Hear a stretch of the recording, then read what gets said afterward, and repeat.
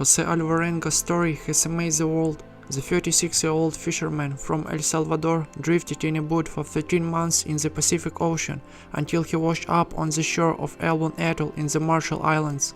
The half-living robin was picked up by local residents. Soon it turned out Jose and his partner had set sail in November 2012 from the Mexican port of Costa Azul. During this time, his boat covered more than 11,000 kilometers. Jose describes how his boat was battered by the storm after setting sail, destroying the engine, radio and GPS navigator. On board with Alvarenga was 24-year-old Ezekiel Cordoba. Jose took the young man with him on a fishing trip when his regular partner fell ill. Ezekiel was to receive $50 for his work. After 4 months of wandering the ocean, the exhausted boy died of exhaustion. All this time the poor guys ate raw fish, seagulls and sea turtles. They drank rainwater, and if there was none, they drank their own urine or turtle blood.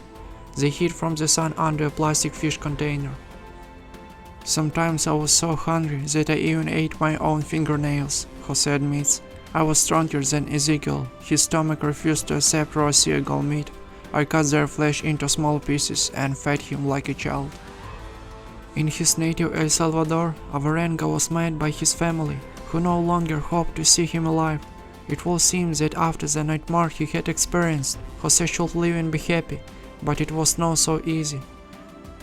Neighbors in the village of Garita Palmera began to whisper. They said that for a man who spent more than a year at sea, Jose looked unusually well fed. He lived under the scorching sun, but did not get burned. Rumors spread that the story of the trip was just a cover, that Alvarenga had been dealing drugs all along. Jose was also accused of killing and eating his companion. They said that this was the only way he survived. To fight off all the accusations, Jose had to take a lie detector test. The polygraph showed that the fisherman was not lying. I never even thought about cannibalism, Alvarenga assures.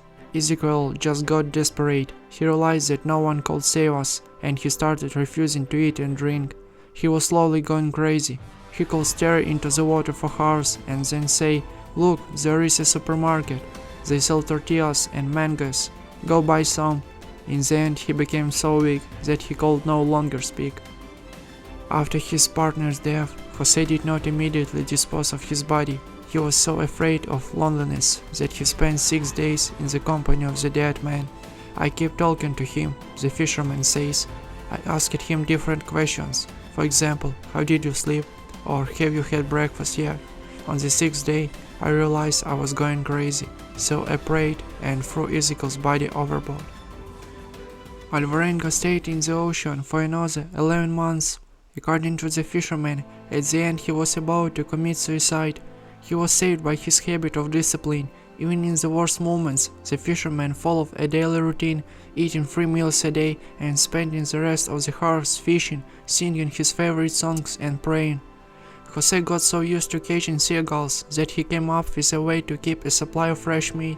He would tear off the birds' wings and leave them alive for several days. Don't think about death. If you think you are going to die, you will die. You have to survive and think about the future of your life. That life is beautiful.